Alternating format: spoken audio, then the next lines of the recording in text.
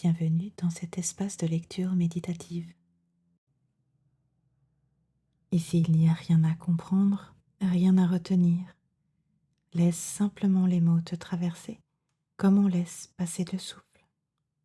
Offre-toi un temps et un espace où le verbe peut être reçu sans commentaire, sans analyse, comme une pluie fine sur la conscience. Que le verbe se fasse chair et que ta présence se souvienne d'elle-même. Commençons notre séance.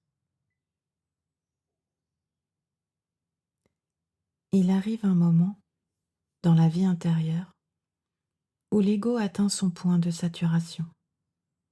Ce point n'est pas un échec, ce n'est pas une faiblesse, c'est une limite structurelle. L'ego, construit sur la mémoire, sur l'émotion, sur l'expérience accumulée, a fonctionné pendant des années comme centre de gestion de la conscience. Il a interprété, il a défendu, il a comparé, il a voulu comprendre. Mais un jour, ce mécanisme s'essouffle. La mémoire ne suffit plus, les anciennes explications ne consolent plus, les croyances ne stabilisent plus l'esprit. Ce que l'on appelait savoir devient répétition, ce que l'on appelait identité devient lourdeur.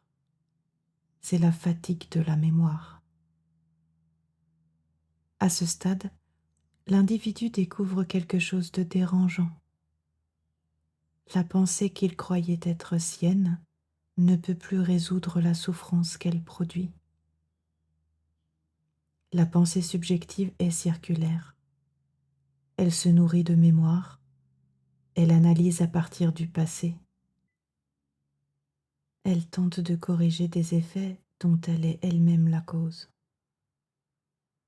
Et lorsqu'elle atteint son plafond, elle ne peut plus avancer. C'est l'impuissance créatrice de l'ego. Non pas l'impuissance de l'être profond, mais l'impuissance du mécanisme psychologique. Cette impuissance est nécessaire, car tant que l'ego croit pouvoir se sauver par l'analyse, il demeure enfermé dans l'involution.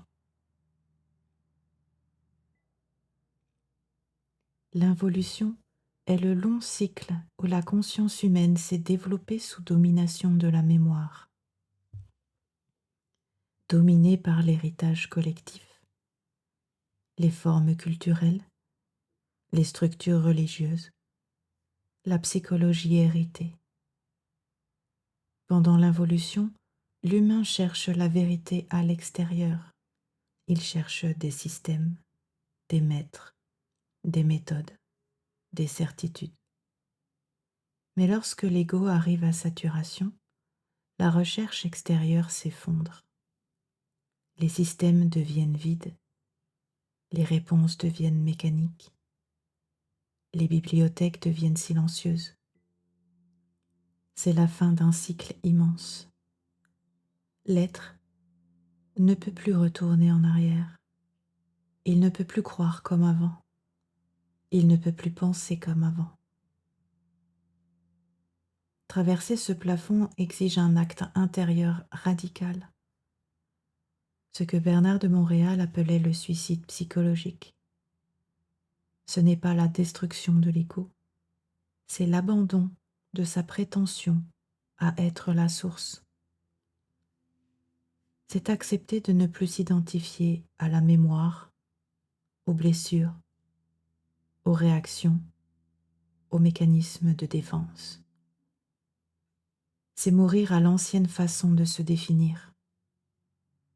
Cela peut ressembler à une désintégration, car l'ego perd ses repères, il perd ses justifications, il perd son rôle central.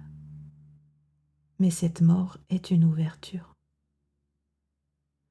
Lorsque l'ego cesse de lutter pour maintenir ses formes, une énergie nouvelle devient perceptible.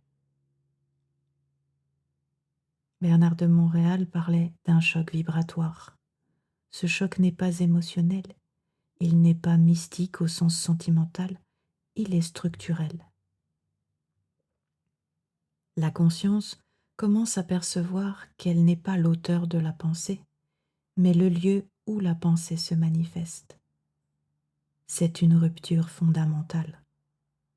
On commence à voir les réactions comme des programmes, les peurs comme des automatismes, l'orgueil comme une compensation.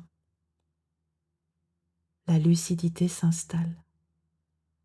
Et cette lucidité est vibratoire. Elle ne vient pas de la mémoire. Elle vient d'un contact direct avec une intelligence plus vaste. Lorsque l'ego ne résiste plus, lorsqu'il cesse de vouloir contrôler par le passé, une nouvelle relation à la pensée apparaît. La supraconscience n'est pas un état exalté, ce n'est pas une extase, c'est une intelligence directe, une intelligence qui ne passe pas par la mémoire émotionnelle, une intelligence qui surgit dans le présent, une pensée qui n'est plus fabriquée par la peur. L'individu commence à penser sans être pensé par son passé. Il devient autonome intérieurement. L'évolution ne détruit pas l'ego, elle le rend transparent. L'ego transparent n'est plus opaque, il ne filtre plus la réalité à travers ses insécurités. Il devient un point de passage. La personnalité demeure, la fonction sociale demeure, la capacité d'agir demeure. Mais la compulsion disparaît. On ne réagit plus automatiquement, on ne se défend plus par réflexe, on ne cherche plus à se définir à partir d'une image. Le masque est toujours là, mais on sait que c'est un masque. Lorsque la saturation est traversée, l'individu sort du cycle du stress constant. Il n'est plus dominé par la peur du jugement, le besoin de reconnaissance et la lutte pour exister. Il cesse d'être une marionnette de sa psychologie. Il devient lucide. Il vit dans le présent sans le poids mort du passé. Ce n'est pas une perfection morale, ce n'est pas une supériorité spirituelle, c'est une clarté, une stabilité intérieure qui ne dépend plus des formes extérieures. La saturation de l'ego n'est pas une catastrophe, c'est un seuil. C'est le moment où la conscience cesse de chercher à l'extérieur et commence à s'aligner sur une intelligence plus vaste. La fin de l'involution marque le début d'une évolution consciente. L'ego cesse d'être le centre absolu, il devient un instrument, transparent, stable, lucide. Et dans cette transparence, la pensée cesse d'être un bruit. Elle devient lumière.